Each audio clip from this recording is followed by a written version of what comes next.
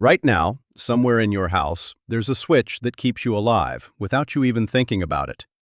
You've probably never once wondered if you'd survive tonight.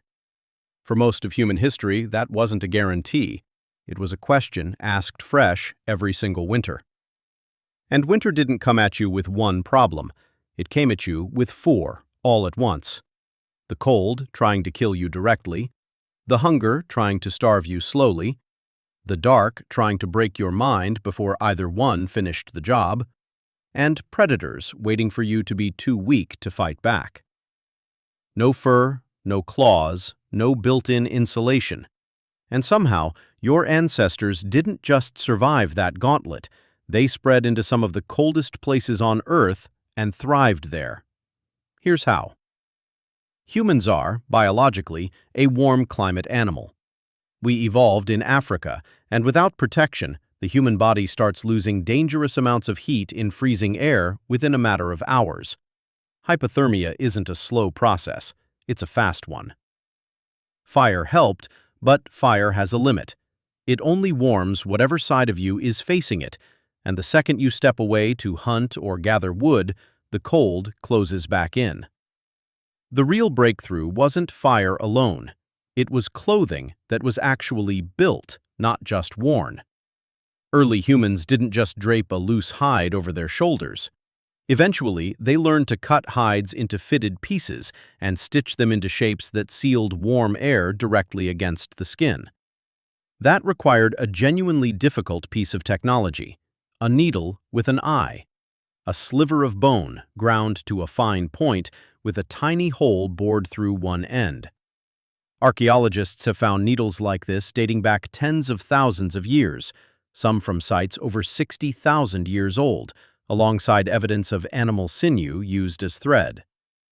A loose animal skin over your shoulders is better than nothing, but it's not enough to survive an actual ice age. The thing that let humans walk into Siberia and stay alive was something almost nobody thinks about. Someone, tens of thousands of years ago, figured out how to make a needle small enough to sew a coat that actually worked. Caves are the obvious answer to shelter. They hold heat, block wind, keep snow out. But good defensible caves were rare, and if you found one, you often weren't the only group who wanted it. Most of the time, ancient people had to build their shelter instead of finding one. At a site called Mezherych in modern-day Ukraine, archaeologists uncovered something remarkable. Circular dome-shaped dwellings, roughly 18,000 to 25,000 years old, built almost entirely from mammoth bones. Jawbones stacked like tiles, tusks arched over the entrances, hundreds of bones locked together into a single structure. These weren't quick, disposable huts. They were serious, planned construction. In a landscape with almost no timber or stone, mammoth remains were simply the material available in bulk. And people didn't stop at four walls. They lined floors with grass and soft bedding. The oldest known example, found at Sabudu Cave in South Africa, dates back an almost unbelievable 77,000 years. They packed turf and snow against outer walls, since packed snow actually traps air and insulates far better than you'd expect. Picture the amount of work that took. No timber, no stone, no modern tools. So someone looked at a landscape littered with mammoth remains and thought, that's a house. And it worked well enough that people used some of these shelters for generations. Here's the part modern life has completely erased from memory. In winter, the land stops producing food. Plants die back, roots freeze into the ground, many animals go into hiding or grow lean and scarce themselves. For a hunter-gatherer group, winter meant surviving on what you'd already gathered months earlier, turning survival into pure arithmetic. Store enough in the warm months or starve before spring. Ancient people became remarkably skilled at preservation. Meat sliced thin and dried in sun or smoke lost the moisture that would otherwise let it rot, keeping it edible for months. Frozen ground itself became a natural freezer. Dig down into permafrost, pack it with fresh kill, and the cold that was trying to kill you became the thing keeping your food safe. But the single most valuable food of all wasn't meat. It was fat. A body burning huge amounts of energy just to stay warm needs dense calories, and rendered animal fat, often combined with dried meat into a compact, portable ration, was often worth more than the meat itself. Winter tried to starve them with one hand and helped preserve their food with the other. Permafrost as a freezer, smoke as a preservative. And when it came down to the last weeks before spring, the difference between a group that made it and a group that didn't often came down to how much fat they'd managed to store. The fourth threat doesn't attack the body at all. It attacks the mind. The further north you go, the shorter winter days get, sometimes down to just a handful of usable daylight hours, followed by 15 or 16 hours of cold, confined darkness.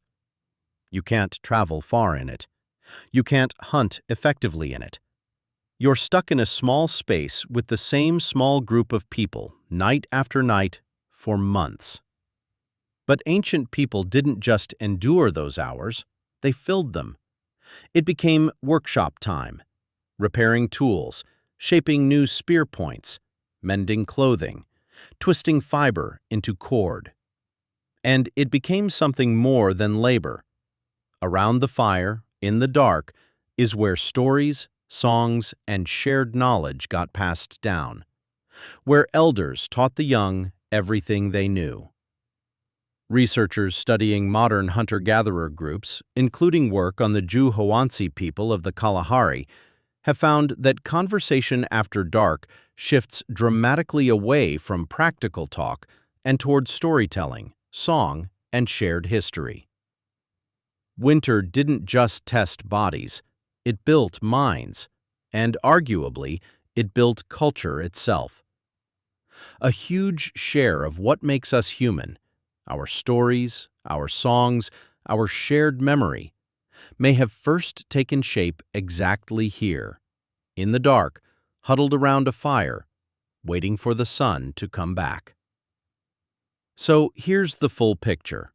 4 threats: cold, shelter, hunger, darkness. And 4 answers: sewn clothing, engineered shelter, stored food, and a fire that became a classroom as much as a heat source. None of it was guaranteed. Winter was a test that plenty of people didn't pass, every single year for hundreds of thousands of years.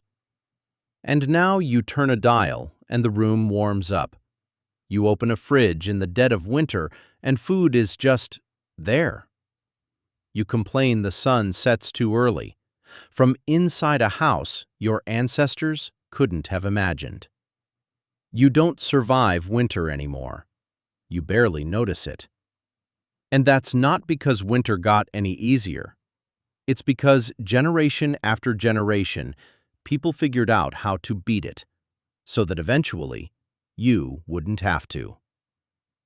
If you want more of this, how ancient humans out-engineered a world that was actively trying to kill them, subscribe. There's a lot more where this came from.